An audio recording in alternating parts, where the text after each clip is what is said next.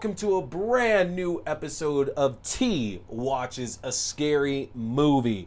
I am T, and of course, we're talking scary movies. I appreciate you tuning in for another brand new episode. You're seeing my beautiful face. That's here on YouTube at youtube.com/C/Theron Reynolds Scary Movie. Again, that's youtube.com/C/Theron Reynolds Scary Movie. Make sure to hit that subscribe button and like and share as well, too. We're now here to talk about Alien Resurrection, the fourth film at the time in the Alien franchise.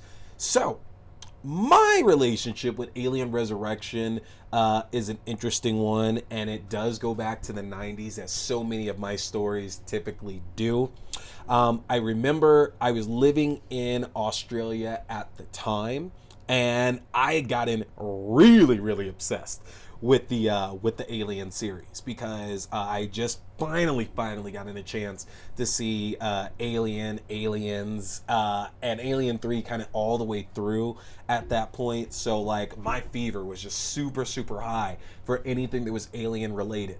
I remember my best friend, Alex Alford, who lived down there in Woomera in Australia, where I lived at the time.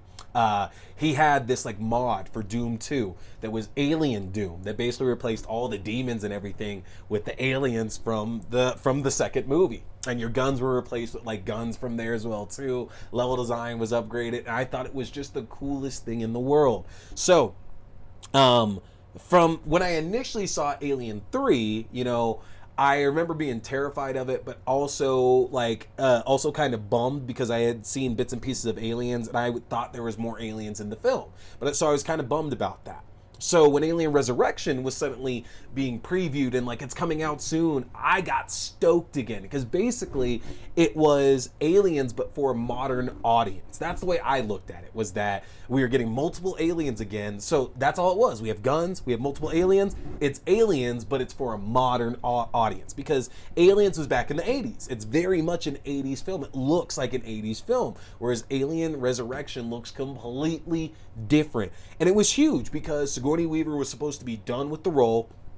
Alien 3 ended it pretty definitively that not only are the aliens now done, because LV-426 is completely gone, and the last embryo that we are aware of, this queen, is destroyed with Ripley as she fell into, the molten lead back on Fury 161. So where could we honestly go? And the story they decided to come up with is like, look, Ripley is absolutely dead.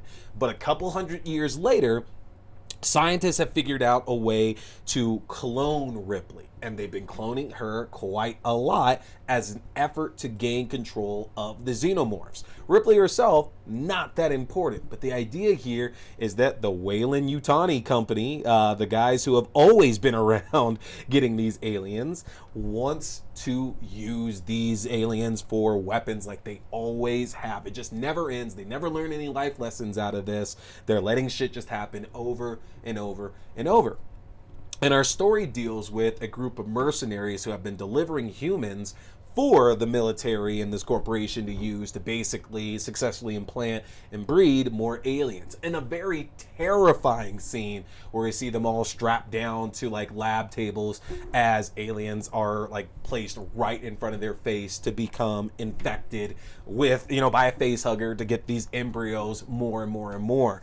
And some of the imagery in Alien Resurrection is just so, it sticks with you because honestly, some of the things they do in this film just shows just how depraved the humans have got compared to the aliens. And the aliens have always been the bad guys, all right? It's not like they're really that sentient creatures that we've ever been worried about before. Like, oh man, they're destroying them. Like we do when like we're fighting sharks and shit like that. We start thinking about the environmental concerns. No, these things are fucking weapons. As we've eventually learned decades later, like in Prometheus and Alien Covenant, they're just weapons. So the idea that we show what humans will do to create more and more of these weapons is just absolutely insane. And it poses a really interesting story with Ripley as well too, because the Ripley that we're watching, I believe, is Ripley 8, I want to say, is the Ripley that's in the movie that we follow. It's not the Ripley that we knew from the previous 3 Alien films. Like, yeah, it's Sigourney Weaver for sure, in amazing shape, and now this story that she's been bred between a cross of Ripley, and she also has xenomorph DNA in her as well too, definitely poses an interesting story, because where does her humanity truly lie at? Does it lie on the side of the xenomorphs, or does it lie on the side of the humans? Because both are accepting, but both are also very fearful of her as well too. It's something new, it's something groundbreaking. And we find out that Ripley 8 has a lot of these characteristics. She has like the acid blood is with her. She has these increased abilities as well too. She has some kind of like psychic link with the aliens as well. So we're gonna spend the movie wondering, is this the time when Ripley turns on the humans and decides to embrace the xenomorphs? And that's always been super interesting, because in the first 3 films where they're trying to capture the aliens, it never works out. Never obviously works out. They never get any of them really into containment, but we're also not really given any chances to like kind of communicate with them. And Resurrection, more so than any of the other films in there, really brings up some interesting themes of us finally containing some of these creatures, trying to communicate, trying to teach them all these things, and we find out they're way more intelligent than what they've been given credit for in any of the 3 previous films.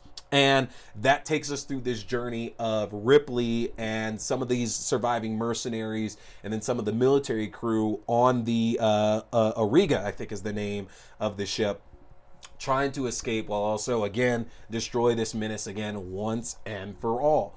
And it's not a new story, okay? That's generally the story of all the alien films, is that an alien or multiple aliens are there at this location, and the human characters are trying to escape and destroy them at the same time, so they can't get into the hands of somebody who's going to use them for evil. And again, that story is replicated here, but we're given some fantastic set pieces and fantastic characters to go with this.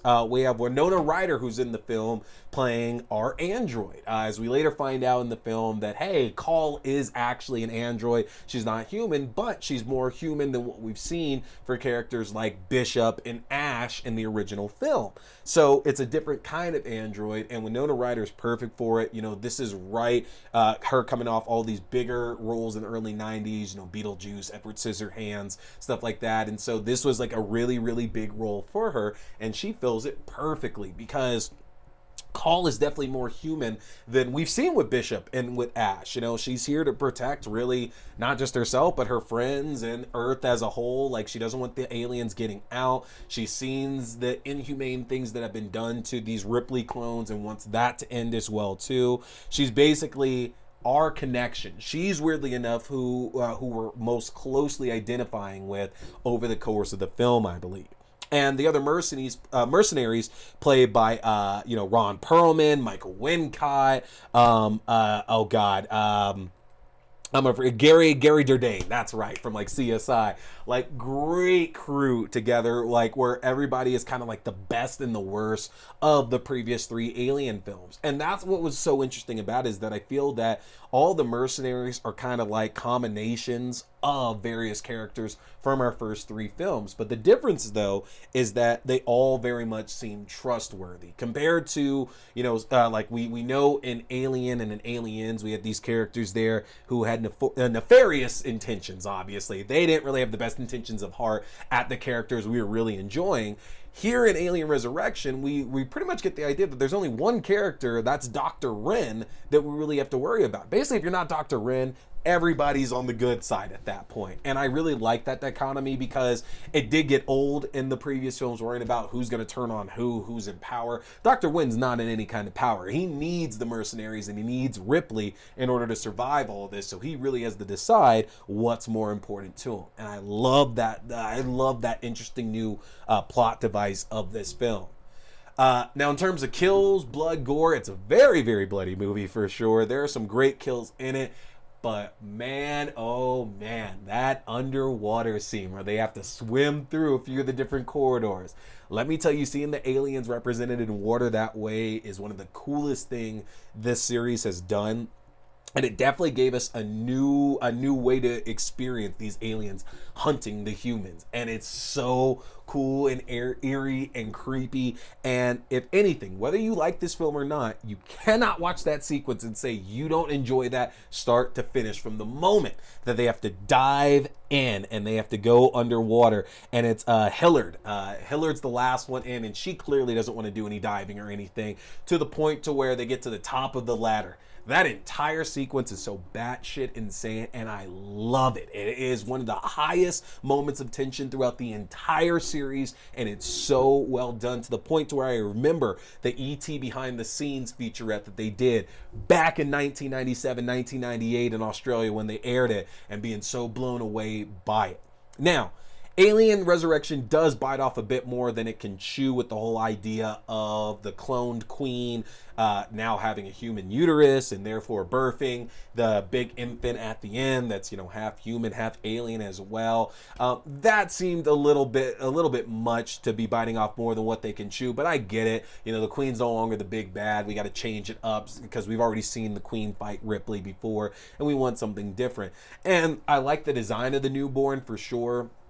But I feel that ultimately it just caused maybe more problems for the movie than what there needed to be, because then it starts splitting time between Dr. Wren and this newborn being the ultimate villain that we're worried about at that point. And I get it. If we just had it be the Queen and Ripley and co are trying to stop the Queen again, it's not as interesting. We're getting a rehash of Aliens, but something about it just doesn't really gel well towards the end, honestly. You know, the idea that, you know, Ripley gets taken to the Queen's chamber, and the Queen gets killed, and she's trying to get back onto the ship before it takes off and everything. And like, it's a cool sequence, but something about it just didn't all mesh well at the end. And it sucks because it's a great cast, it's great characters. I love the dialogue between everybody. It's scary, it's tense. Like I said already, there's some great death scenes in it. There's so much working well about Alien Resurrection, but somehow it still just doesn't live up to, I think, the heights that the previous films set up for that series. That being said, you can't go wrong when you get both Ron Perlman and Brad Dourif and Sigourney Weaver in a film together. So it's definitely one that y'all are going to want to check out. It is available for free right now on Hulu to stream. So that's the way that you can check this out. But this one is definitely one you want to go and pick up the special edition for too.